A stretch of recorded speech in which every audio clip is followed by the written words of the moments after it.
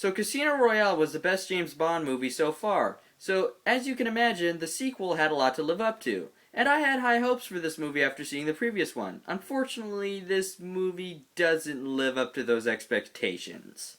So the story for this movie goes is that Bond is still trying to find the people who are responsible, the organization who is responsible for the deaths of Vesper Lynd, the girl from the first movie, and the one who was trying to find, save her boyfriend or whatever. She was trying to protect him in the first movie.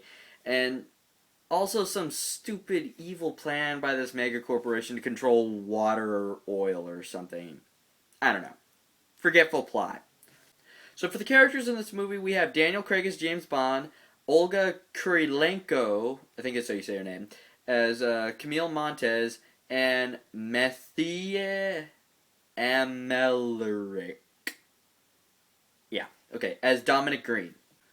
So, for the bad things in this movie, as I said, some of the story from the previous film, they're trying to continue that on, but it doesn't really pay off, and it becomes more of a side plot in this movie, which is really disappointing because there are some questions that I wish they would have focused on more from Casino Royale.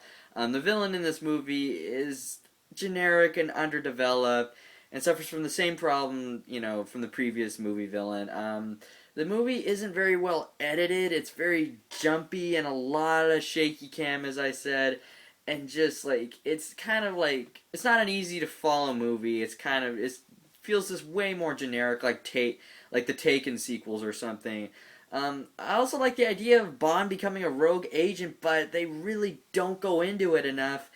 And it's just, they don't go into all the interesting stuff enough, and it just ends up becoming more of just a generic spy movie, really, is what it feels like.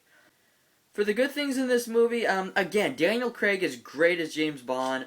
Olga Kurilenko is really good as Camille Montez. Again, a good Bond girl with a good backstory and a character that I actually cared about.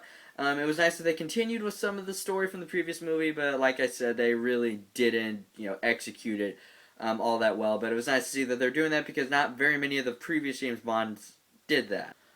Overall, this movie could have been a lot better as a sequel to Casino Royale. I understand it had a lot to live up to, and it should have been a lot better. I liked all the performances, but the story just didn't really do these actors justice, unfortunately. If it followed up the story more from the original movie, and had less shaky cam, better editing, and just, better writing, it would have been a lot better. I give it a 6.9 out of 10.